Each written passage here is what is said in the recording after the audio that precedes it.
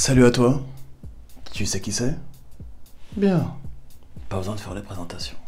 Très content de te retrouver ici, dans l'appart. Mets-toi à l'aise. J'espère que tout se passe pour le mieux pour toi.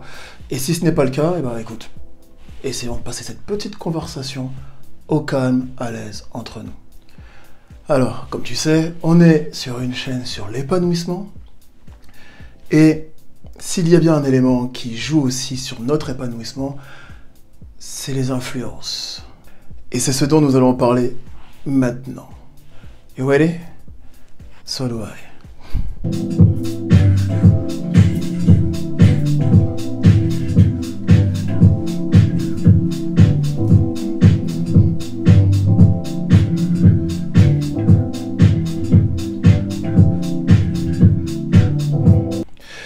Allez, ça fait toujours du bien de danser un petit peu avant de commencer à discuter.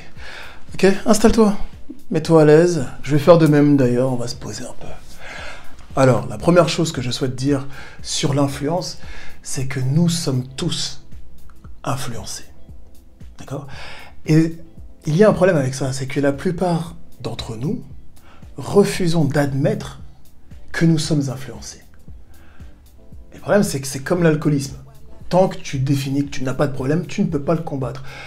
Mais l'influence n'est pas si négative que ça. En réalité, c'est l'influence négative qui est négative, mais il y a aussi l'influence positive qui l'est. Et pour t'en convaincre, comme nous avons la chance d'avoir cette merveilleuse langue qui est la langue française, si tu remplaces le verbe influencer par le verbe inspirer, tout de suite, il y a beaucoup de gens qui se disent « Ah oui, influencer, ouais, j'aime pas. » Non. Tout de suite, on voit la différence. Et pourtant, c'est exactement la même chose. Que tu dises « Je suis influencé par ça » ou « Je suis inspiré par ça », tu dis exactement la même chose. Mais quand tu as un ego, disons, comme... prenons le mien, bon, celui que j'avais avant, l'énorme. Bah, il était impossible pour moi de dire « Je suis influencé ». D'accord? Oui, je peux être inspiré, mais je refuse d'être influencé. Là, j'ai changé d'ego. Je suis passé d'un ego massif à un ego moyen. Donc, l'influence en lui-même, c'est comme beaucoup, comme énormément d'outils. Il n'est ni bon ni mauvais. Tout dépend ce que l'on fait avec. Donc, la première chose, c'est déjà d'accepter cette idée-là. Nous sommes tous influencés. La deuxième chose, c'est de faire une sorte d'audit dans notre vie. Si, actuellement, dans ta vie, ça galère un peu, c'est certainement le moment de faire un audit. Et pour le coup, faire un audit au moins sur deux sphères. La première, sur ton environnement. Par exemple, la ville dans laquelle tu vis, la région dans laquelle tu vis, le pays dans lequel tu vis. Enfin bref, t'as compris le délire. Si tu ne te sens pas à l'aise par rapport à ça, ça va avoir une influence sur toi. Aussi, si tu ne te sens pas à l'aise là où tu vis, les quatre murs qui t'entourent, soit ton appartement, ta maison, ta voiture, ta caravane, peu importe, ça aussi, ça va avoir une influence sur toi. Et ouais, on est très sensible en fait. Donc, très important de faire déjà cette première constatation. La deuxième, ça commence aussi par un E, et cette fois-ci, c'est l'entourage. Alors celui-là, il est un peu plus costaud, d'accord? Celui-là, il va demander un peu plus de souffle. Donc, tu vas prendre ta famille, tes amis, tes collègues de boulot, et toutes les personnes que tu croises régulièrement et avec qui tu échanges sur une base régulière, quelle est leur empreinte dans ta vie, d'accord? Et après avoir défini si ce sont des influences positives ou des influences négatives, ou neutres, mais honnêtement, il y a très peu de neutres, vraiment, eh bien, les positifs, c'est très simple, augmente le temps que tu vas passer avec eux, les négatifs, baisse le temps que tu vas passer avec eux, jusqu'à ce que tu n'en passes plus du tout.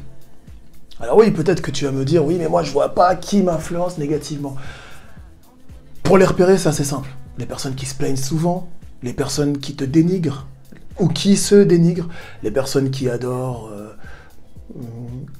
cancaner, ok, les personnes qui parlent, qui aiment bien parler, les personnes qui ne t'encouragent jamais dans ce que tu fais, qui ne te félicitent jamais, Enfin, je pense que tu dois voir à peu près le champ lexical de la négativité au niveau de cette influence.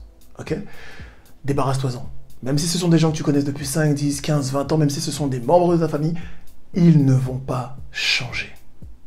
Et si tu as envie de changer et que ça s'améliore dans ta vie, il y a des décisions qui sont simples et en même temps difficiles à prendre.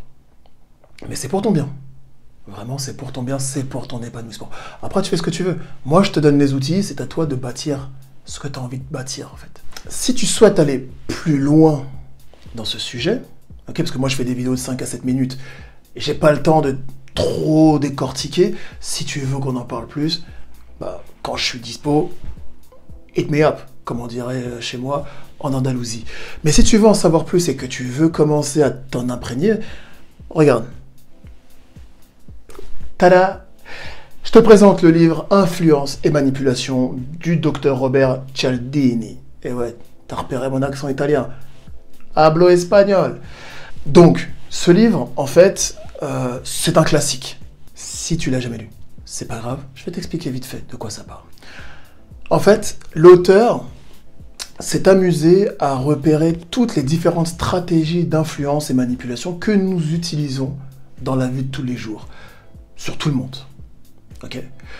Il les a segmentées, il en a fait des cases, il en a donné même des titres, donc c'est facile après de les repérer. D'ailleurs, quand tu liras, tu te rendras compte que même toi, t'en as utilisé. Tu te diras, ah, j'ai fait cette stratégie-là, je ne savais pas, maintenant je le sais.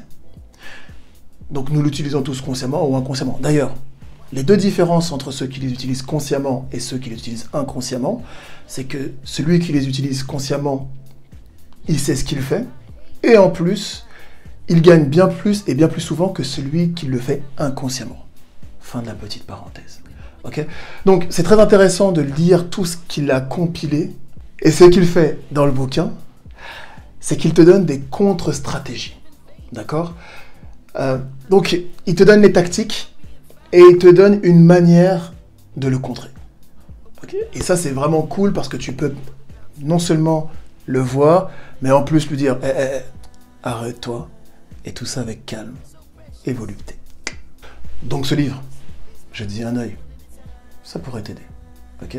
Allez, petit tour de magie, il va disparaître. Non, 3, 2, 1, tada! Il a disparu. Alors, petit récap de ce que l'on vient de voir dans cette conversation. Premier point, accepte l'idée que tu es influencé. Mais comme tu es malin, maline, tu sais ce que tu dois faire. Deuxième cap, choisis les personnes et les lieux qui vont t'influencer positivement. Troisièmement, si tu as envie d'approfondir un peu plus avec le texte, vois avec Bébert. Ok? Voilà, ce sera tout pour cette petite conversation. J'étais très content de revenir et de te revoir.